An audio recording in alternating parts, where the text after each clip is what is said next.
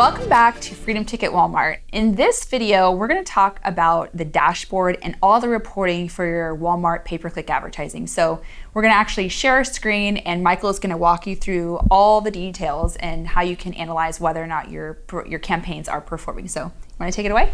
Awesome. Yeah, obviously, the first step is really getting your ads launched, but the most important thing is really understanding how to read the data, how to read the information.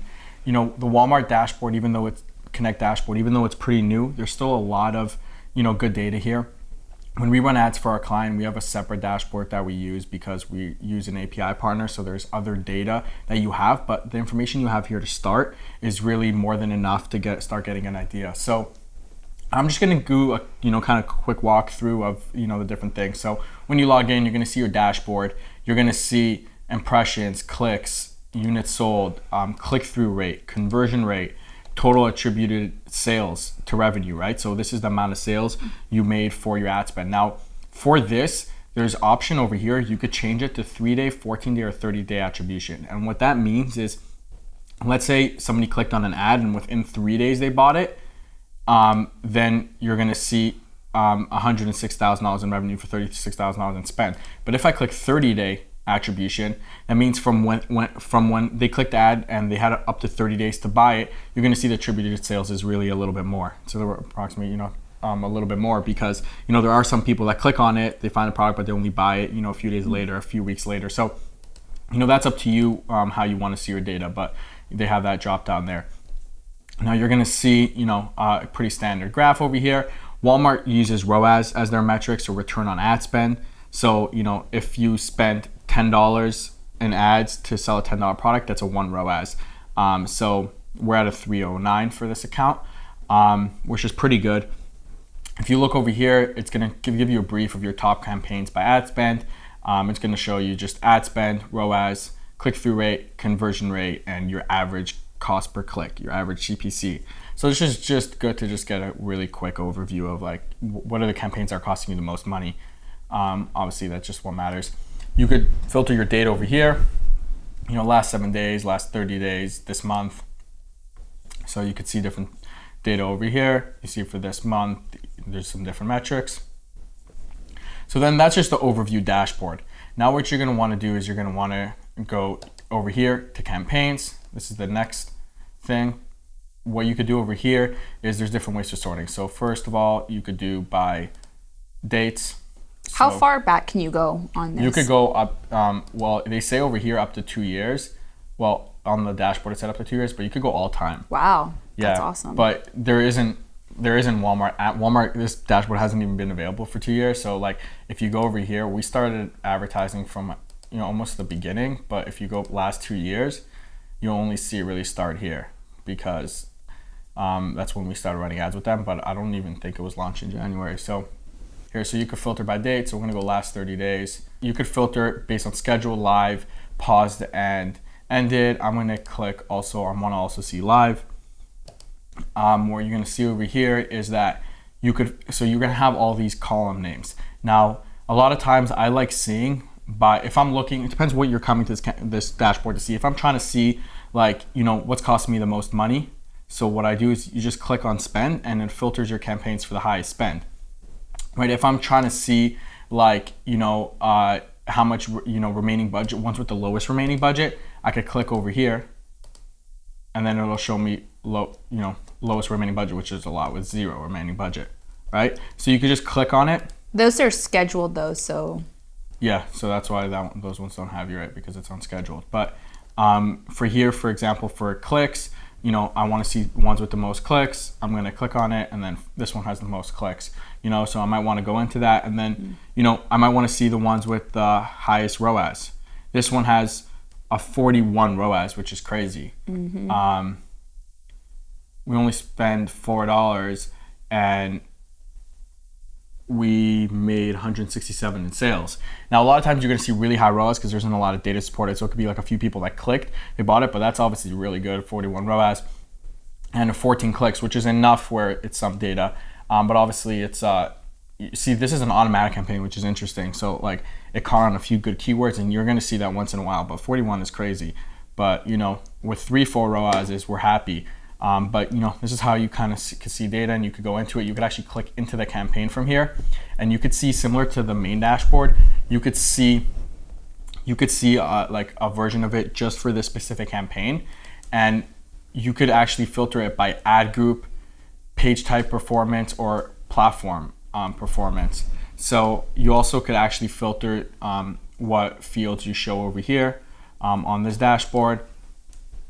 You could show like the summary view of views or revenue views, right? So it's like this shows the amount of actually money instead of, of just like the amount of page views. You could do the attribution here too.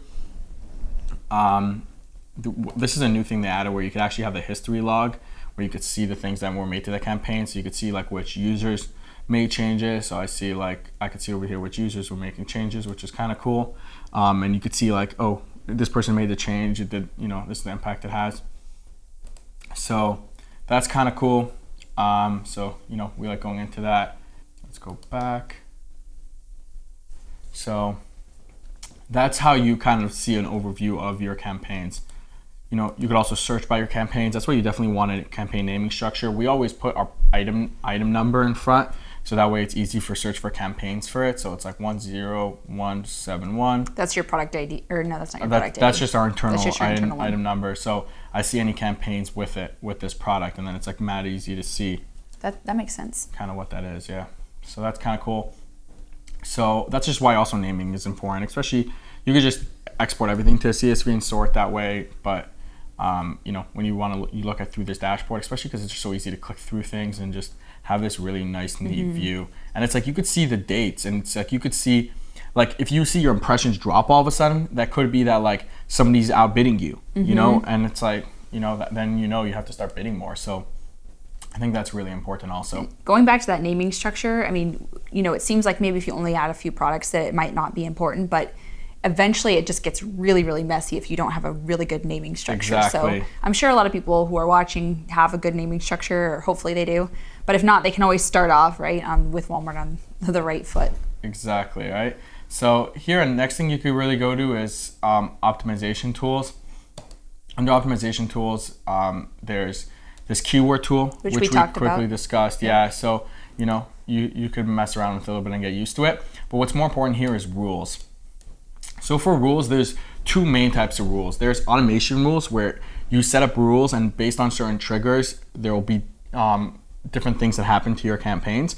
And then there's also notification rules. So it won't make any changes to your campaigns, but if certain triggers happen, you'll get a notification so you could adjust and make your own changes. So on this account, we don't have rules set up through this account because we do all our rules through API, but you can actually do some rules through here as well. So you could create a bunch of different rules. We'll go through some of the rules, but there's really a lot of rules you could create. So let's say we'll do a budget increase rule based on ROAS. I'll just call this one, right? So you could do over here, increase budget. I want to increase, let's say, total budget, let's say by $1,000. And you're just gonna have to put dollars because there's also percent options. And then the max I want it to ever increase is, let's say, $5,000. Now, what should cause this trigger? We're gonna have different options here, right? So you have ROAS, an ad spend, or impressions, or clicks. We're gonna choose ROAS for this one. And then I'm gonna do is greater than $3, right? So if my ROAS is greater than $3, I'm gonna want it to increase. So this trigger will happen where it actually increase $1,000. But now I've done a total budget increase over here, but you might want to do a daily increase. I did a total budget because, let's say, for example, this campaign, I allocated a certain budget for it, and then if it's performing well, I don't have budget restrictions because I'm profitable on it. So that's why a lot of times we'll do total budget increases, but you could do daily, daily and total. You could do it also based on a few metrics, right? So you could do it if the average ROAS is greater than $3 and the impressions are over, or the clicks are over a certain amount. I'm gonna keep it simple for this one, and I'm just gonna do the ROAS is greater than $3, right? You could apply it by campaign, apply the rule type by campaign, and then you could do all campaigns, or you could do select campaigns. So like I only want it to be for this specific campaign, let's say, right? So you could kind of do that. And then you could just add a bunch of them here. You could put a specific date that it happens by or indefinite. And then you could have the amount of times you wanted to do it. And then you could add notification emails because it's important, especially with these big things, it's important to have that. So, you could set up rules like this, which help a lot. If you're not so comfortable setting up rules like this yet, what I would suggest to do is whatever rule you were going to do, set it up as a notification. So instead of an increased budget, set it up as a notification only. Set up all the rules for it, right? So you could do here, select notification type, custom, right? And then you could do like average ROAS, and you could do the same exact metrics, but set it up as a notification. That way, when this trigger happens, instead of it increasing the budget $1,000, you get an email that this happened, and then you can increase it manually. And once you're actually getting an idea of which notifications and which rules actually really make a difference, and it's getting a lot to do yourself, you could then actually add in the automated ones. But if you're not comfortable with that right away, I would suggest setting up notification rules. Perfect. That's really helpful. Awesome. Yeah. So we've been able to scale a lot just with proper rules, and there's so much you could do with rules, and yeah, there's a lot you can leverage with them, especially as if you have a lot of products, there's, you want to make sure you have the right rules in place.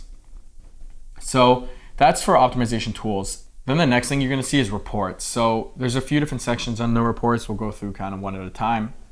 So over here, you're going to see advertiser. So this is basically very similar to the overview dashboard that we saw. You're just going to be able to just change your view and some of your metrics over here, but this is really the same thing. Now the next one is item health. This is really cool. It came out in beta. You're able to see a lot of cool data here. So it's not always so accurate, but it's going to be getting more and more accurate. But what you see over here is you see like a quick preview of the image. You could actually click to the item. So if you forgot what the item is or you want to just check something about it, you could actually click, or bring you right to the Walmart page. You could click to the item ID, which is really cool. And it'll give you the ad group ID. Ad group ID will actually bring you to the ad group. Campaign ID will actually bring you to the campaign. Now item type is going to say base. That's the base product. So if the product has variations, but it's showing you the base item for that listing. It'll tell you if it's published or what the status of the listing is. Then it'll give you product detail page views today, which is really cool. Wow, that's amazing. That's awesome. It helps, like, let's say you implement something new to your listing, you want to see if it got more impressions or it got more conversions or anything like that. You're going to be able to see that, right? So there's all that. Item availability today, item availability in last 7 days, buy box win rate, and then buy box win rate in past 7 days. Honestly, these numbers, product detail page views today, and then product detail page views in the last 7 days is really cool. You could see a lot over here. You could change the sorting a lot, but there's a lot you could do over here. So there's a lot that's actually in your Walmart seller center. There's some more data if you go into your products, and you could see conversion rate data and things like that. It's not as accurate, so there's a lot of overlap between the data on both of these. But so then the next thing under reports you're going to be able to see is on demand, right? So this is the main thing you're going to want to request. Now you can see in this account we don't have a lot of reports generated because we use API for our reports. They're more accurate and there's more information we could pull. But what we do over here is you could press request report. So there's all different types of reports you can want. So you could put placement reports, keyword performance, item keyword performance, item performance, and campaign snapshot. So let's say I choose campaign snapshot. So you could do that. Some of the placements, some of the types of reports are going to ask you for more information, like attribution window, if you have a certain way how you care for it.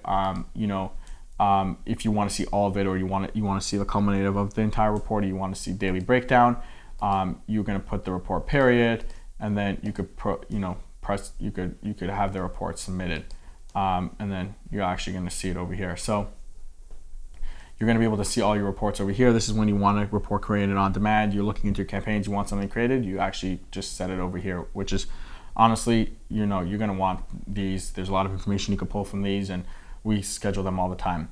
So Then there's the last thing under reports is called custom, which you're able to actually create a custom report.